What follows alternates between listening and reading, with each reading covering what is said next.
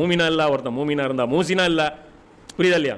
இன்னைக்கு வந்து எல்லாமே இன்னும் பிறவி முஸ்லீமா வந்துட்டோம். வாயில களிமா டிஃபால்ட்டாக வந்துருச்சு. ஈமான் இல்லை, இருக்கா இல்லையானு தெரியல. அல்லாஹ் நம்புறானா என்னன்னு தெரியல. அல்லாஹ் பற்றி எத்தனை இன்னைக்கு காலேஜில் படிக்கிற ஸ்டூடெண்ட் இருக்காங்க. அவங்களுக்கு களிமா தெரியாத முஸ்லீம்கள் எத்தனை பேர் இருக்காங்க தெரியுங்க? வெறும் ஜும்மா மட்டும் அவங்க அட்டன் பண்ணிருப்பாங்க. சில பேர் ஜும்மா கூட அட்டன் பண்ணுறதில்ல. அப்போ இது எல்லாமே வந்து பார்த்தீங்கன்னா அதுதான். அப்போ இஸ்லாமுங்கிறது வெறும் அந்த சட்டத்திட்டங்களுக்காக.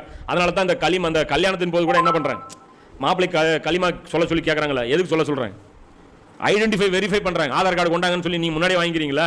அந்த காலத்தில் ஆதார் கார்டு கிடையாதுல்ல, களிமா தான் ஆதார் கார்டு. ஏன்னா முஸ்லீமுக்கு தானே ஜாயிஸ் திருமணம் நடக்கும். அதனால் வந்து உக்காண்டான்ல, இவன் யார் என்னன்னு தெரியாதுல்ல. சரி களிமா சொல்லிட்டான்.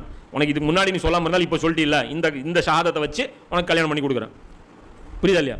அப்போ அந்த பேசிக் கிரைட்டேரியாவா அதெல்லாம் வச்சு தான் அந்த முன்னோர் நாம அதையும் கிண்டல் பண்ணி நமக்கு தான் எல்லாமே கிண்டல்.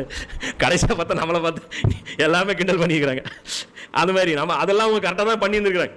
அது கேட்கணும்ல. வந்திருக்கிறான் நீ முஸ்லீம்னு எப்படி சொல்கிறீங்க? 4 பேர் சொன்னால் நம்பிடுறதா? நீ சொல்லு, களிமா சொல்லு. களிமா கூட சொல்லணும். களிமா தெரியல எப்படி முஸ்லீம் கேட்கலாம்ல, கேள்வி எழுப்பலாம்ல. இந்த கல்யாணம் செல்லாதுங்க, கூப்பிட்டு போங்க. என்ன கூப்பிட்டு வந்துடுறீங்க? களிமாவும் தெரியலைங்கிறான். இது எப்படிங்க ஜாயிஸ் ஆகும்? திருமணமே ஜாயிஸ் ஆகாது அப்படின்னு சொல்லி திருப்பி அனுப்பி விட்ருவாங்க.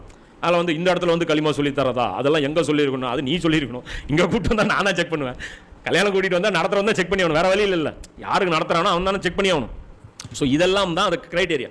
இஸ்லாம்னா இது ஈமான்